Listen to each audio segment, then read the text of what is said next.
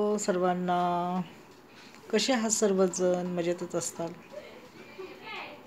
जेव्हा मुलाचं किंवा मुलीचं लग्न होतं ते आईवडील सासू सासरे बनतात। मुलीचे किंवा मुलाचे दोघांचं सांगते मी। आईवडील त्यांची त्यांची जिंदगी जगून ते त्यांचे बसलेले असतात।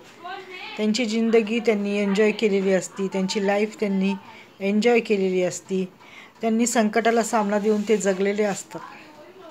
आता रोल असतो तो तुमच्या दोघांवर बायकोंचा, म्हणजे पती पत्नीचा।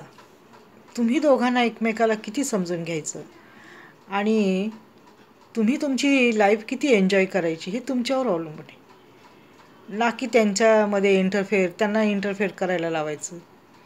तुम्ही स्वतः एकमेकाला समजून घेऊन जगणं हे मोठं गोष्ट आहे। भले मग तुम्हाला दुनिया काही बोलू द्या, पण तुम्ही दोघं एकमेकासाठी जगणं आणि एकमेकासाठी तुमचे विचार असणं हे फार महत्त्वाचं आहे। आईवडील हे त्यांची जिंदगी जगून बसलेले असतात, त्यांचे जगलेले असतात, त्यांनी त्यांची लाईफ एन्जॉय केलेली असते। मग तुम्ही तुमची लाईफ का एन्जॉय करत नाही? बरोबर आहे का नाही माझं?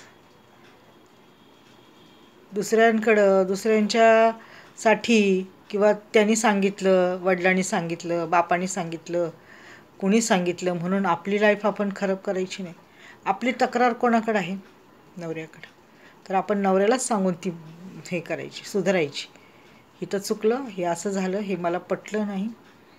नवऱ्याने पण बायकोला सांगायचं, हे माझं पटलं, हे तुझं वागणं मला पटलं नाही, इथून पुढे हे असं चालणार नाही।